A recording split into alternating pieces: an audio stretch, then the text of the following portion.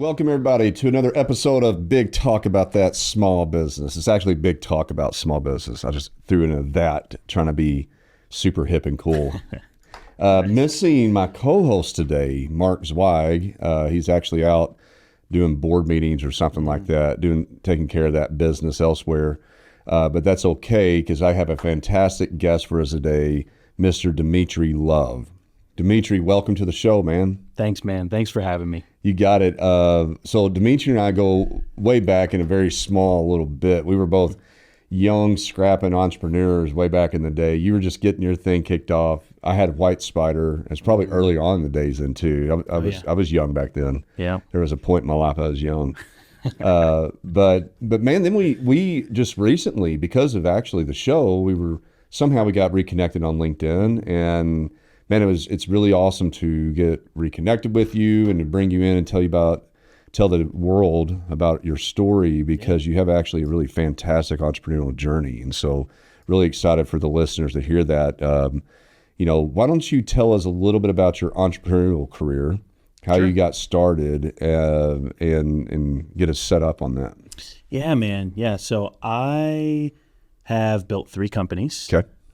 So ended up building kind of the thumbtack for firefighters, so you could hire an off-duty firefighter to do handyman type work for residents or businesses. So if you're at your home and you needed to clean out your gutters, we had an army of like 60,000 firefighters you could employ to do that. Or if you're a business and you needed to do demolition or literally anything, you could hire off-duty firefighters to do it. Off-duty firefighters. Mm-hmm.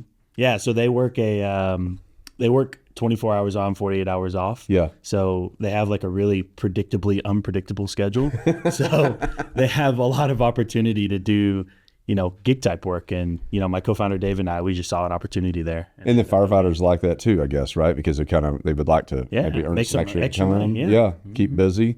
And they're also highly qualified individuals.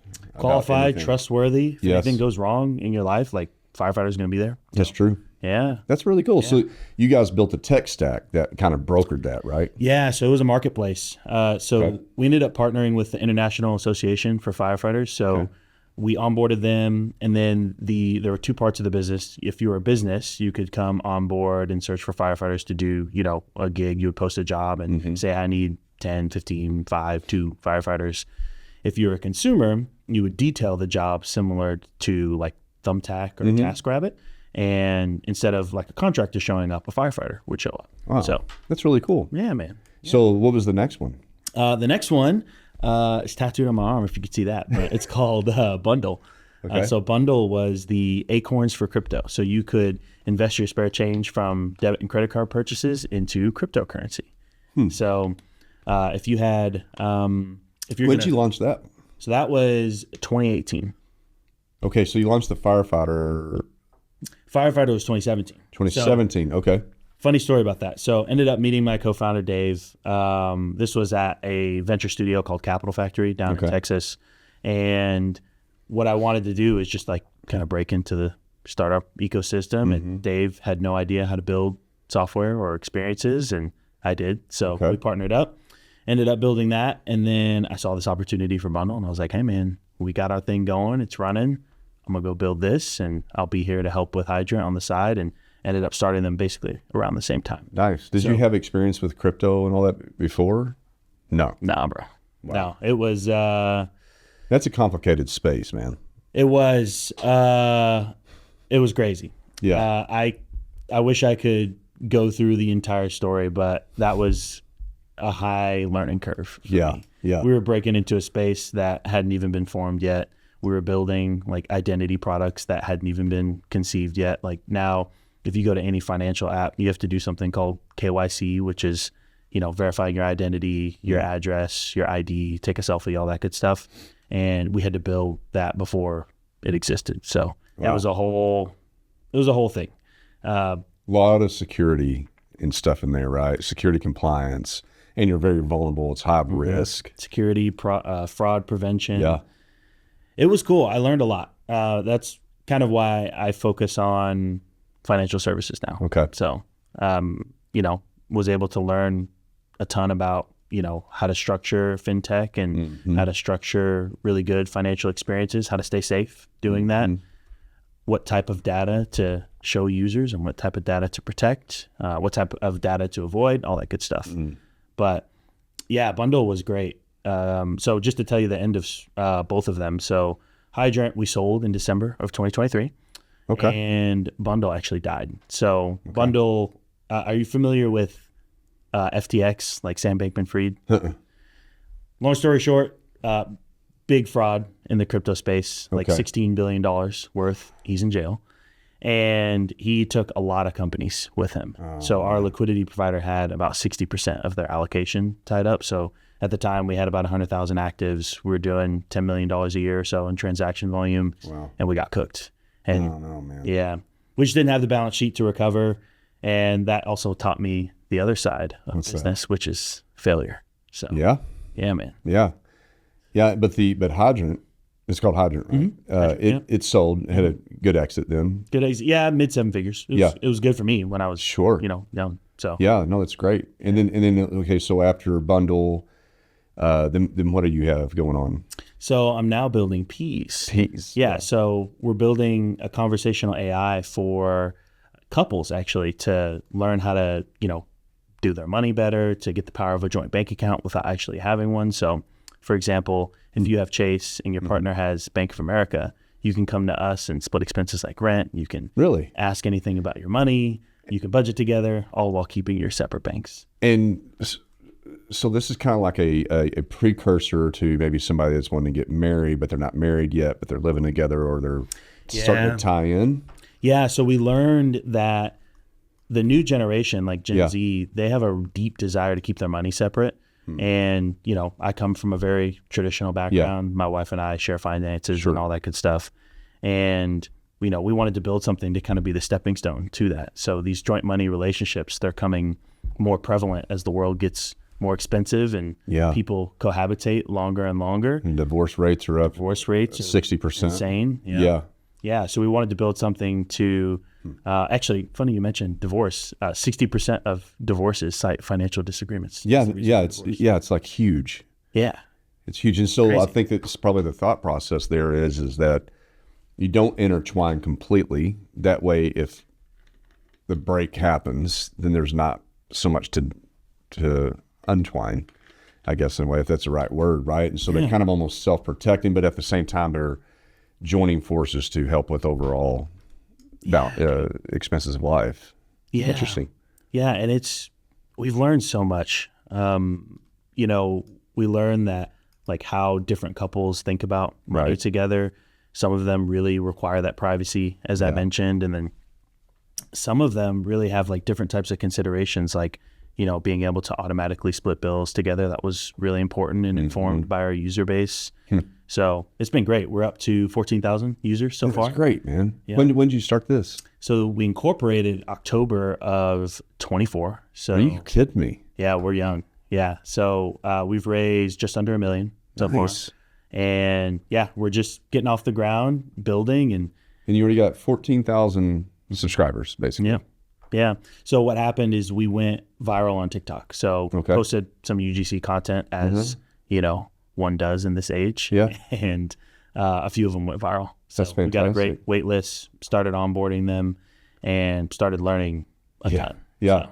Do you find that so was there a beta period with this? I mean, or did they log in, start subscribing, and then you're learning? Yeah, that's a funny question because I still feel like we're in the beta period. Right. It's, but to your users, it's like, man, this software is working or not working, right? Yeah. So what really took off is we built this conversational AI. We call her Penelope. So it's called Peas. Everything's pea themed, like 2 peas in a pod. So, gotcha. That's cool. And Penelope is an insane piece of software. So we basically took the idea of Mint, so the budgeting tool Mint, and ChatGPT, and put them together. So you can ask anything about your money. You can ask how much you spent on DoorDash the past 3 weeks. You can ask to help you plan a vacation. You can ask what your net worth is. Anything you can think of that you would want to ask your money or learn about your money, you can ask. Have you had to learn so there's another layer of protection in here too, right? You got AI, large language model, messing with somebody's financials. So imagine that there's a box around that's got to be super, 100%. super secure. Yeah. I can tell you how we thought about it. I mean, it's interesting. Yeah. So one of the things that we wanted to do that was one of the first considerations when trying to send financial data to an LLM.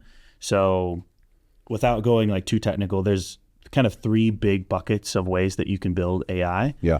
So the first one is you have your own model. So this would be like an OpenAI or an Anthropic who, their whole job is just to build an LLM, right? The other bucket on like the further side would be prompt engineering. So you just send, a structured piece of text through an LLM like OpenAI and you get a response back. And you have to send all of your data, all of everything in with it. Yeah.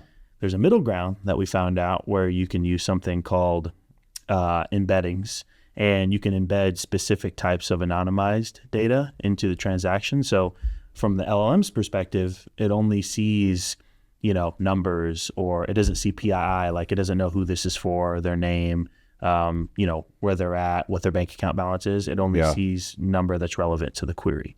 Okay. So we only use the LLM specifically to answer a question. Got you. So it's basically all encrypted into some fashion. So it's not, their information's not getting pulled into like an OpenAI's LLM. Nope. What's in there, like, most of the tools that we have in terms of, like calculating net worth or like some of the more sensitive things are internal tools. The LLM's really for natural language processing. So like being able to understand what the user is actually asking and then giving them a contextual answer afterwards. Got you. So does it kind of lives in that natural language processing, then it kicks over probably into the encrypted side, pulls the information, then it spits it back out. It's basically how that's working. Yep. I didn't really intend to get into this conversation, but I think it's highly relevant as far as I think something that our listeners would really appreciate is about AI and what it's doing for business in general, right? I mean, I know there's a lot of dialogue about it, but I mean, for our startup listeners, right? Somebody that's starting up a business, owns a business today, a small business.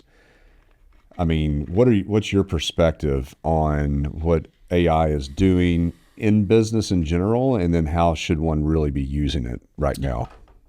Yeah. I know it's a big question. We could talk about it's a big question. I could talk about it for hours. Yeah.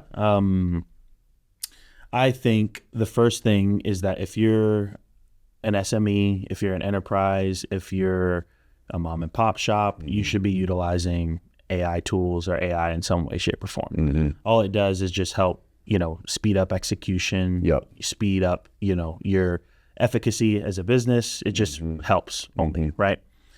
In terms of how you should use it, I think, there's a lot of research. Like some teams, in my opinion, enterprise teams are going a little too far. They're trying to build, their own model and manage their own LLM, and it's just, it's too much. It's, instead of relying on the tech that's being built, they kind of want to keep it in-house, which I understand enterprises have the balance sheet to do that, but just use the tools that are available to you because they're really, really good. In terms of how, when it comes to, I mean, I could answer this in terms of B2B or B2C or brick and mortar, but if I were to just pick a few things, lead gen is a big way to use AI and the automation that comes with it.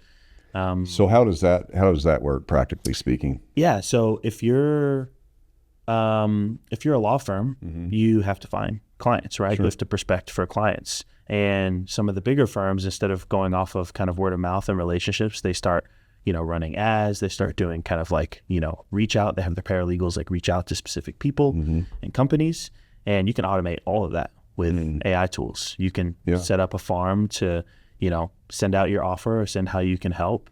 And once a qualified lead comes in, you can automate the conversation with them all the way to where they book a meeting with you. Until it gets to that qualified level and you enter human, then for human conversation. Exactly.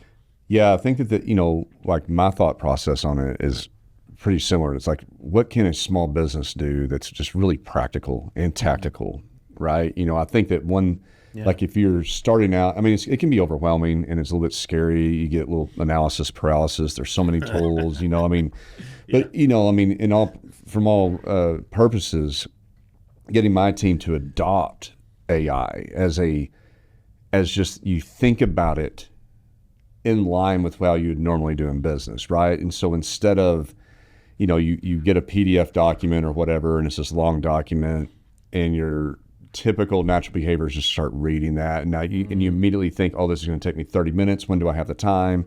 You know, and it causes those typical stressors. What AI is really great at is it can actually reduce a lot of that traditional behavior and save you a tremendous amount of time by just running it through, you know, a processor, and then you get the summary bullet points, and then now you got the gist and you move on.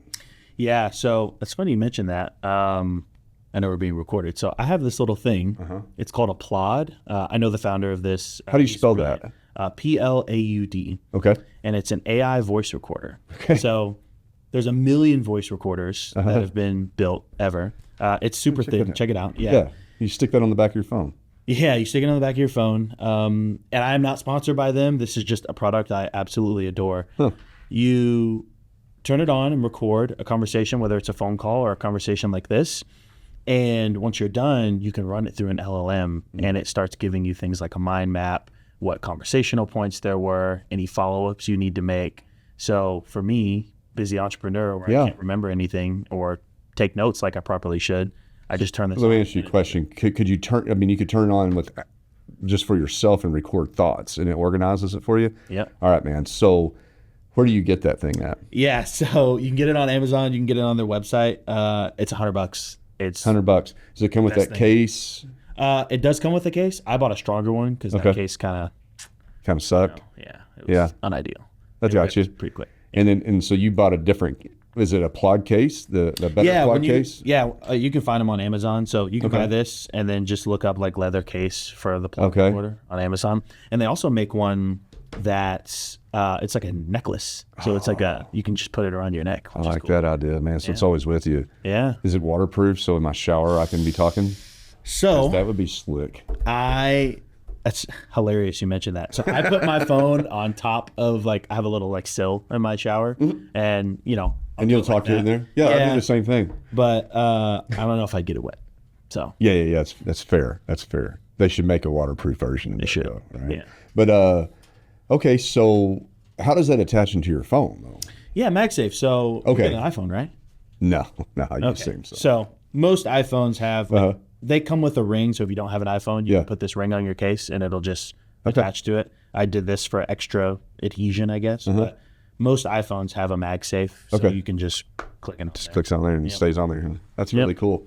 I'm glad you brought that. But so that's a good example, right? Of the reality is if you think about it correctly as an entrepreneur or business person, AI is like your gift of all gifts from all eternity past. Yeah.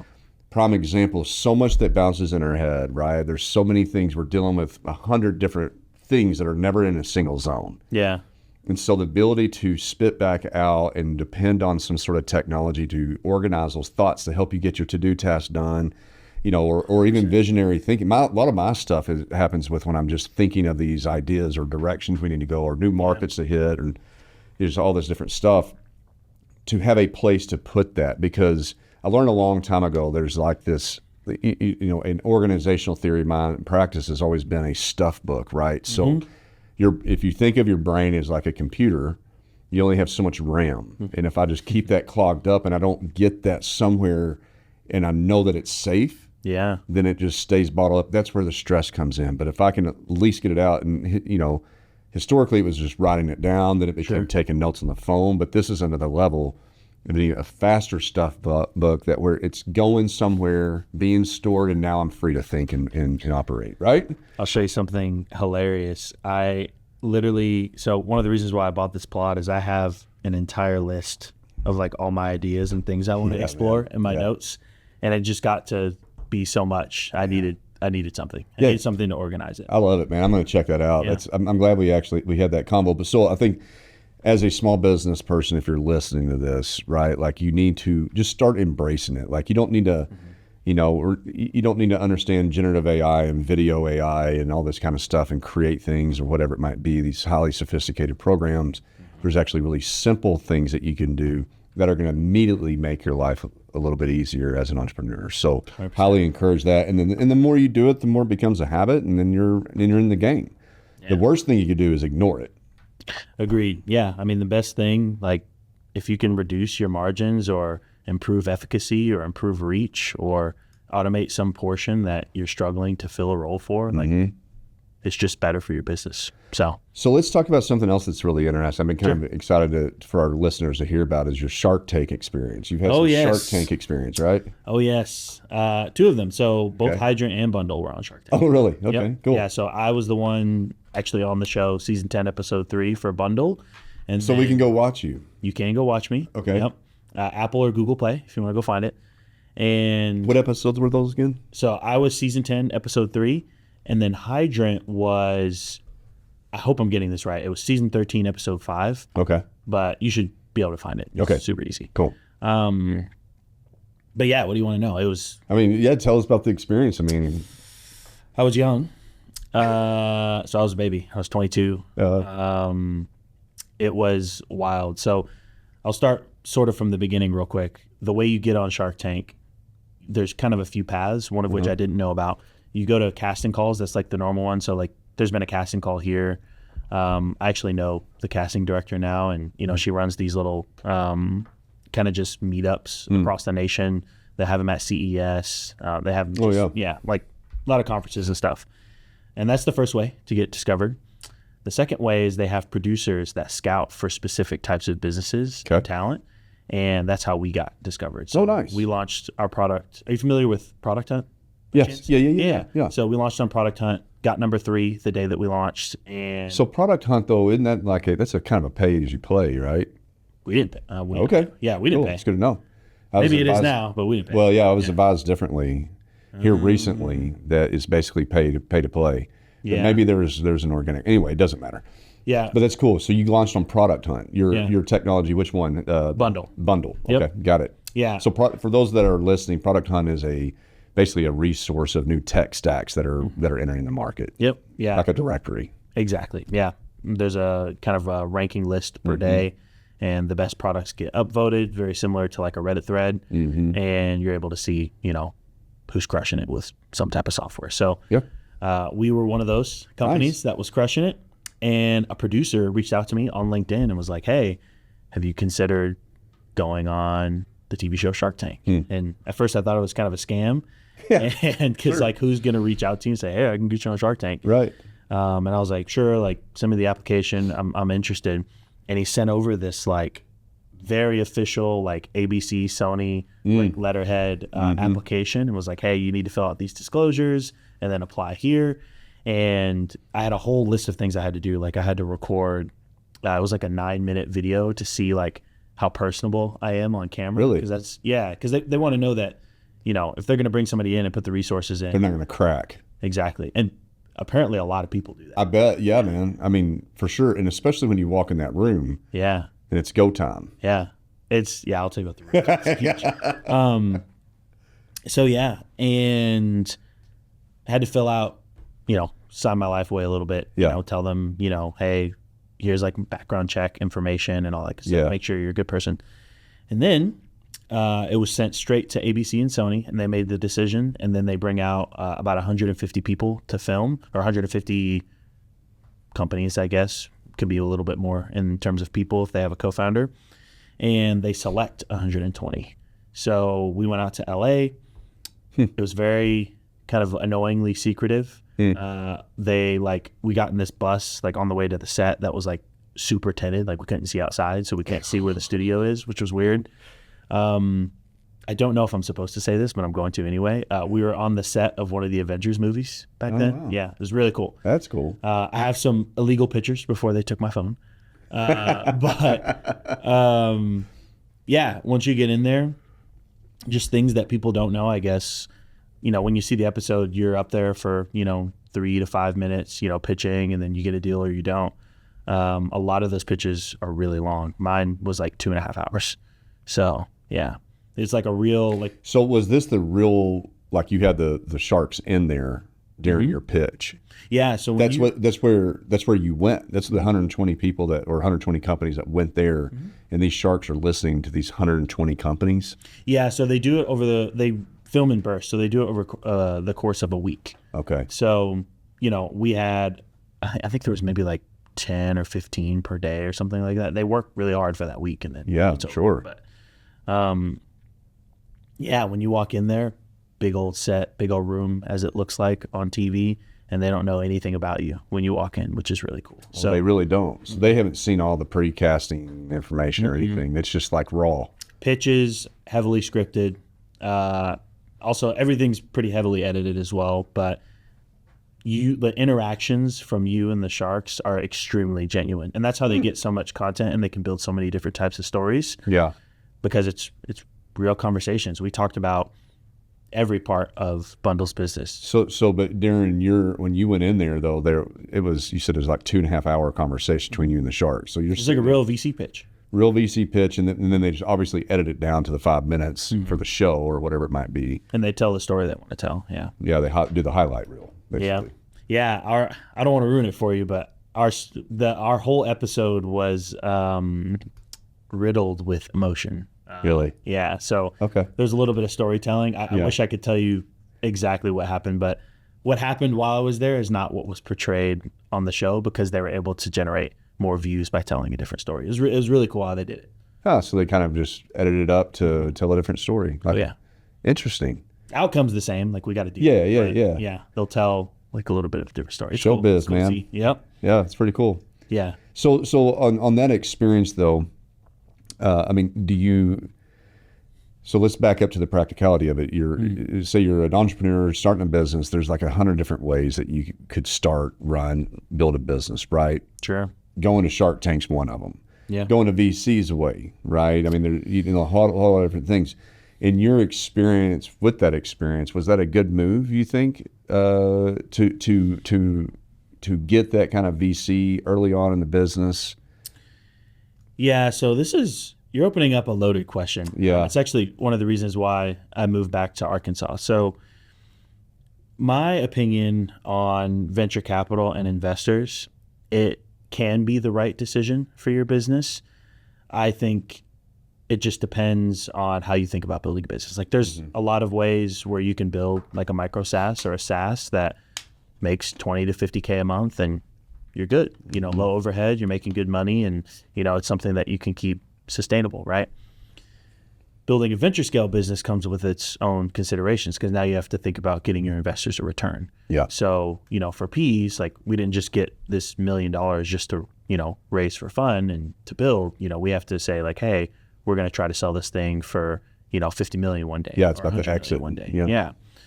So a lot of considerations there. And I just think, in the heartland where there's so much opportunity and so much, capital here and a lot of innovation that's happening, I think a lot more people should explore venture scale businesses here. Okay. I've been forced to go out to the coasts and go compete with, the open AIs and basically every incumbent that's worked at every major tech company in the world, who has all the friends who can just raise $10 million in 2 minutes. So, there's those challenges, coming from, the Midwest and the heartland. So I don't know. I think it's very valuable. Something like Shark Tank would be more of what I would consider distribution. So it's less about the investment that we got. It's more about the eyeballs on the television show. Yeah. Okay. Yeah. So, in terms of investment though, I think that's one of the reasons why I moved back. Like, I think that there's a lot of opportunity to build some really incredible things, to build an ecosystem where people actually want to come here and go to school. Like, that's why everybody's going to Stanford, because of its proximity to Silicon Valley. So yeah, I think it's an opportunity if it's done right, if the capital's put there. Yeah, and we could talk forever about the area too. It's very much in its infancy. I'm excited to see the progress that we've been making, but as a tech startup myself, and I have another company that So we just launched one. yeah, we just launched one. This area is not ready for that. Very interesting. It's just not ready for it. Now I know, but in the solve that I'm seeing that's happening right now is they're bringing outside investors as guests. But then again, my thing is like, that's not helping Northwest Arkansas necessarily, because like it might help long tail as as a founder exits, assuming that they exit well and they have still a good portion of the equity. Yep. That makes sense right after the rigmarole in the series. Then they may become an investor, but that could be a 10-year, 20-year cycle. I mean, my company that I exited out on, White Spider, I mean, it was 12-year business, man. I mean, it wasn't like it happened in a year and a half, and so it took a while. But I mean, I think that we still have a lot of growth in this area, and I think it's about a transitional reality of our area and our population. Understand that there is something to be said about being more of a tech forward thinking company and taking a more of a VC mindset. VCs if they get a home run out of 10 deals, then that's good VC business. Sure. Yeah. Right. And that's the mentality. That is a mentality difference between where we're at in the heartland and what East and West and Coast are doing and down in Austin. Like, they get the one home run out of 10. Around here, it needs to be 9 out of 10 of base hits. Yeah. And that transition's hard, culturally speaking. Yeah. So it's funny you say that. There's something I think that would really help kind of open up some people's minds. The VCs and the investors, out in these kind of higher density areas, New York and Silicon Valley, not only have they kind of mathematically decided like, hey, if we make enough investments, we'll get a home run and we'll return the fund plus some, right? Sure. Over that 5, 10, 15-year period. Another thing that I think is really important that they do, they're willing to put the capital in to have failures, because that's just going to drive an entrepreneur, one of the builders of that software, to go build something else. That's right. So they're investing in not only the business to be built there, but they're also investing in people, and they're investing in the ecosystem. Dude, you're getting me excited. Because one of our big problems is that we're thinking about, in a business scenario, you got two folks in this VC or the investor scenario. You have the founder entrepreneur, then you have the investor. And this is one of my favorite quotes of all time. And this has made so much sense to me. It actually helped me not think I was crazy a long time ago, which was really important. Nice. I didn't even know what I was for many years until I realized one day, oh, I am an entrepreneur. Somebody told me I was one, and I was like, I don't even know what that word means. And this is like 5 years after I had my business, But then I went on another crazy speed for another 5 years, not understanding why I think the way I do, and realizing it's different than a lot of. Anyway, investors are like horses with eyes on both sides of their head, looking for somebody to basically take from them. Entrepreneurs are like wolves, eyes on the front, going out and hunting. There is a definitive tension clash between those two people, or those two parties, right? What we're doing in our area right now is we're really focused on the horses, the investors, And so to your point, if you're focused on all the horses and trying to build a horsing community with a bunch of folks that are afraid to lose money, afraid to take risks in general, but nobody's really helping. Like they're trying to help, but they're not really helping, identifying, building up, encouraging these founders. Like, there is a disconnect. Where are the founders? I'm not talking about the founders that are already in the game trying to raise capital. I'm talking about these founders that have ideas. They don't know they're entrepreneurs, but they are entrepreneurs. They have it. Yeah. They have it. It's in the blood, because you can, so anyway, I love that statement about that, because I feel like that in our area, we're not investing in the founders. We're not willing to take somebody, like if I looked at you and I'd say, okay, Dmitri, if I talk to you for a little bit and you're telling me about peas and you're passionate and you're willing to do everything, you're like, dude, I'll die for this business is not successful. Yeah, exactly. Like anything and everything, I'll sacrifice it. That is what I'm looking for. That's worth investing in that person, you. And even if your business doesn't work, you're going to do it again and again. That's what they figured out. That is really gold mine information for this community to understand. Yeah, you're right. One of the things that I was honestly shocked at So a lot of my, like, Bundle was like my first like really big failure. I've had kind of some small ones, like, hey, I want to try this thing, doesn't work, whatever. Bundle was big one, right? Yeah. And it did. And I couldn't believe it, but like most of my investors backed me a second time. They're like, hey, when you start something else, call me. And it was like a family. Like, I was just like, you're telling me I just lost your money. We raised like 1.2 million or whatever it was. I just lost all your money. You're willing to do it again. And then that's when I started understanding, like, they're not investing in the business at this stage, at the early stages, right? They're investing in me to provide value. Cause like all the things that I didn't really think about, like secondary and tertiary impacts, you know, one of my engineers, he went on to go to Google, and then he went to Citadel, and now he's like some famous engineer building amazing products. I've had tons of interns who now have, like, there's one intern who came to us and she has a promising VC career, not even promising. She's like famous in the VC ecosystem now because she became a VC after working with Bundle. So like those like little impacts just create big ripples in the space over time. Well, I mean, I couldn't be more happy about these statements. I mean, this might be one of my favorite episodes because I'm so eager for the Heartland area, specifically Northwest Arkansas, to get past their own mental barrier about what the heck is really happening. We want to be we must be a partner with, and I'll just say it, with Walmart, who needs help in innovation and entrepreneurship. Like, I'm not saying that they've ever said that. I can just see it as an entrepreneur. They might be the biggest company in the world, but they have serious threats. Serious threats. And they're doing an excellent job at being a big battleship that can turn a corner like they have. And they have done. They've proven it. They're working their rears off. But they're depending on everyone outside the area to help that innovation go through. We've got to show up at NWA, and we have an opportunity for it. The problem, though, is exactly what you're saying. There's so much money per capita here. It makes me want to vomit. Like, it's actually, we're self-destructing right now in real estate because there's so much money around here. I agree. And everybody's pouring it back in. When all the while there are students at that university, at NWAC, JBU, University of Arkansas. There's students in high school. They're at Ignite, everywhere. Yeah. People like you, me, other folks that have started it and done it again. There is not one person I can go to in this area and confidently say they're going to invest in me. Dude. And that's a problem. It is.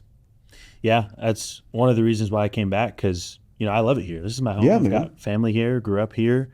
And, you know, I wanted to prove, like, hey, I can build a business that's not logistics or CPG. Right. Or, you know, anything in that retail space. Yeah, in that retail space, and make it work well. Yeah. I'm building, you know, literally both my last companies are at the cutting edge of tech that I didn't understand at the time I started it. It's great, dude. And you're just, what you do, here's what I love about the brain that's inside your head, right?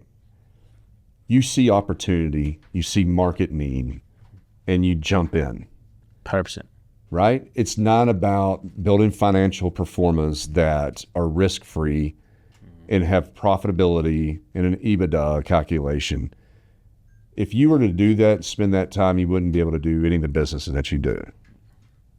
And so you're jumping in, you see the op, you're an entrepreneur, you're going to fill a market need, and then you put your time and your energy and you invest yourself behind it. And you're a successful, fortunate testament to our area, which is unfortunate that they're not here, but that there are investors out there that are looking to invest in you and what you can do, not necessarily the business model. I think that's an extremely refreshing message. Yeah. I mean, it is for me, because I haven't found them. You know what I'm saying? Here. They're not here. And damn it, that's our problem here. It is, yeah. It's 100% of my investors have come from one of those like higher density areas, whether it's Texas or Silicon Valley or New York. And, you know, I don't want that to happen. Like, I want to be here. Like, I've even talked to my wife and was like, hey, like, there may be a time where I have to move out to the valley, because that's where my network is, right? Whereas here, I've got a great network of people. I've got incredible people here, but they're all kind of going in one particular direction. They're horses. Yeah. Yeah.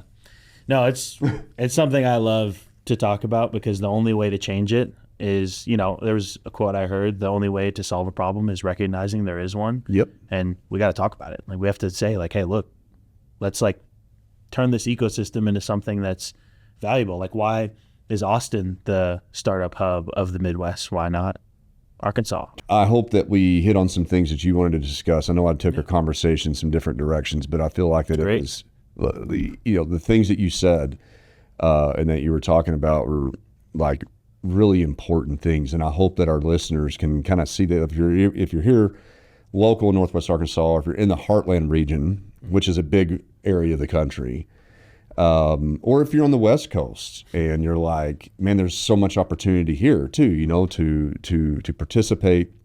But nonetheless, wherever you are as an entrepreneur and starting up a business, like there are many paths to entrepreneurship. You've talked about a couple of different, very dynamically different paths that you've taken. You talked about, about having a business that was a big flop in a way, right? And then you had other businesses that were small ones that nobody noticed, but that's okay too. And I think it's encouraging for our listeners to hear somebody like yourself and a tenured entrepreneur that's still getting at it. And now you got a new Fintech. And it's super cool, man. Like you just keep marching on, and I applaud you for it, support you on it. We're going to have you back in. There's so many more conversations. And if you're our listener, shoot us a question on the website. Like I'm not going to ask you to subscribe. I don't need your money. But what I do want are more of your questions. And like ask us questions. What can Dmitri help you with on the next time he's on the show? We'll be sure to bring him back in. It's been a pleasure having you on, man. Yeah, pleasure being here. Thanks for having me, man. It's good to spend some time together. Yes, sir. This is what I love about video podcasting. Yeah. Or just this type of stuff in general, is that it forces me to have this time and have these kinds of conversations. When most of the times we're doing sales, we're doing something else, right? It's all this, but these are why we do the things that we do. It's fun to share. It's confidence building for me. I'm walking out, on a lot higher cloud than I was when I walked in here because of this content. I'm glad. Yeah, man. I could do that. We did our job, bro. We did our job. And I hope that somebody that's listening actually feels the same way. So thanks, Dmitri. Of course. And you got to say this with me. You got to say another episode of Big Talk about Small Business. Nice.